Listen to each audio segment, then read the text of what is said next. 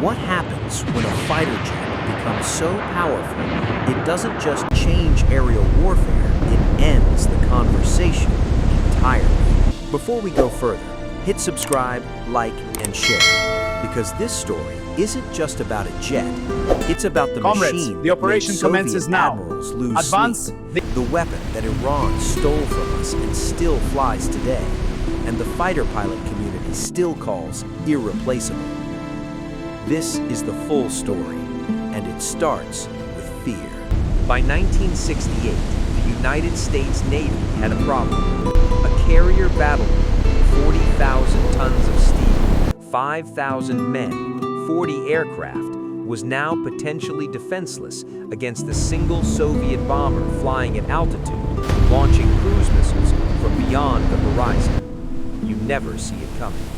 You never get a second chance. In this video, you are going to learn why the F-14 Tomcat was built as a matter of national survival, not engineering ambition. You will understand the Cold War logic that drove its creation, the AWG-9 radar that could track 24 targets simultaneously, the AIM-54 Phoenix missile that could kill a bomber 60 miles away before the pilot even knew he was being hunted. You'll see where it fought, what it proved, and why its retirement in 2006 left a gap in American naval power It's seated. that has Torque never and spec. truly Copy been that. filled.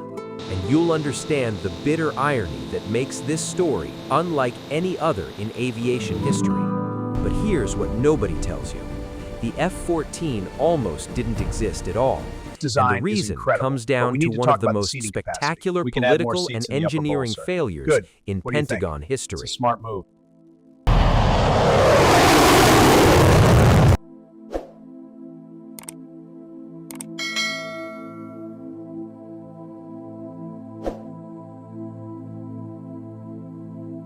The Cold War isn't cold. It's a slow, grinding contest of capability, posture, and deterrence. And the Soviet Navy has just issued a direct challenge to American carrier dominance. The weapon? The Tupolev T-22M backfire bomber. And its partner, the KH-22 anti-ship missile. The backfire could fly at supersonic speeds, at high altitude, beyond the range of every defensive system the U.S. Navy currently operating. And it didn't need to get close. The KH-22 had a range of nearly 350 miles. The Soviets could stand off, launch, and let the missile do the work, while the carrier had no realistic way to intercept the incoming threat before it hit. Think about what that Group means is advancing ETA strategically. 48 hours. A carrier group isn't just ships, it's the forward projection of American military power. In any confrontation with the Soviet Union in the North Atlantic, the Norwegian Sea, the Pacific, carrier groups were the tripwire, the shield, the threat that kept Soviet ambitions in check. If those carrier groups could be neutralized by a coordinated backfire strike launched from beyond the radar horizon, American deterrence collapses. Missiles descending fast. Not just in the Overwhelming air. radar. They're too many to wait. The Navy needed a solution, fast. The first attempt at a This swing-wing solution bomber was changes already everything. underway, Its range is double and our it was current turning fleet. into Variable a geometry disaster. wings. Attack. The F-111B, a joint Fastener hole, TFX diameter program 0.5 designed inches. to give both the Sealant Air joint, Force and the 25 Navy a single airframe. Efficient on paper, catastrophic in reality. The aircraft was too heavy, too large, structurally mismatched for carrier operations. Its landing jammed on the couldn't platform. take Wings the are stuck punishment of folded. arrested Wings too landings. strong. We gotta Its clear the edge. airframe couldn't fit I'll check the properly in hydraulics. carrier Keep signaling. use. After open. Let me be Navy absolutely clear. hated it. The actions taken And were in after strict accordance years with of naval regulations. political battles, budget overruns, and redesign cycles that went nowhere, Congress finally killed the F-111B program in 1968. Now the Navy had nothing. No fleet defense fighter, no counter to the backfire, No answer to the missile gap that Soviet planners were exploiting with open confidence. We need to The brief the joint Pentagon staff. was Agreed. furious. Let's review the folder Congress now. was Right, skeptical. this way.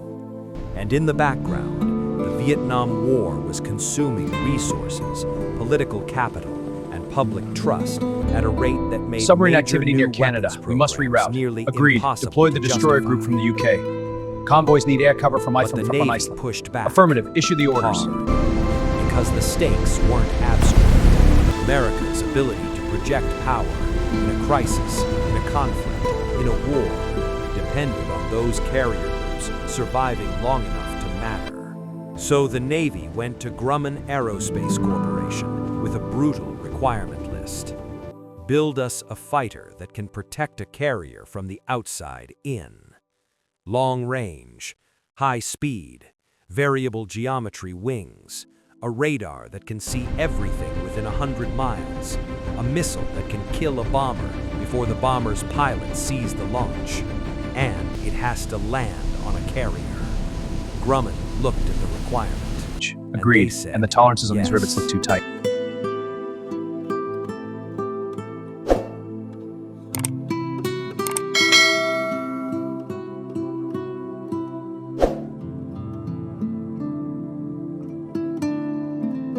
The Grumman F-14 Tomcat first flew on December 21, 1970. It was immediately unlike anything the world had seen. Start with the wings. Variable sweep geometry, meaning the wings could physically change their angle in flight. Swept forward at 20 degrees for slow-speed carrier approaches, rotated back to 68 degrees for supersonic sprint. At low speeds, the wide forward wings gave the aircraft exceptional lift and controllability. At high speed, wings swept back. The aircraft became a different machine entirely. A dart, a missile, a predator at altitude. The brutal trade-off between low-speed approach stability and high-speed performance. The F-14 didn't choose. It had both. Top speed, Mach 2.34. Combat radius, approximately 500 nautical miles. Service ceiling, 53,000 feet. Ferry range, over 1,600 nautical miles. These numbers matter because they define what the F-14 could do, not just as a dogfighter, but as a fleet defense system. But the wings were just the beginning. The heart of the F-14 wasn't its engines. It wasn't its airframe. It was the Target 1 closing fast, range AWG-9 decreasing. weapons control Copy. system. Any change The in most target 2? advanced Target 2 airborne holding radar steady, of recommend its lock. era, and arguably for a decade after. The AWG-9 could detect airborne targets at ranges exceeding 100 nautical miles. It could track up to 24 targets simultaneously, and it could guide up to 6 AIM-54 Phoenix missiles simultaneously. Let that sink in. 1 aircraft, 6 missiles, 6 targets simultaneously. Soviet attack doctrine called for mass anti-ship strikes, waves of bombers coordinated to overwhelm point defenses through sheer numbers. The AWG-9 and Phoenix combination was specifically designed to dismantle that doctrine. A single F-14 could intercept multiple bombers in a single engagement before the first missile reached its target. The AIM-54 Phoenix itself was a weapon of extraordinary reach. Length 13 feet, weight 1,000 pounds, maximum range over 100 nautical miles, speed Mach 5. It could engage targets at high and low altitude, was semi-autonomous during terminal guidance, and could be fired in rapid succession against multiple contacts. No fighter in the world carried anything like it.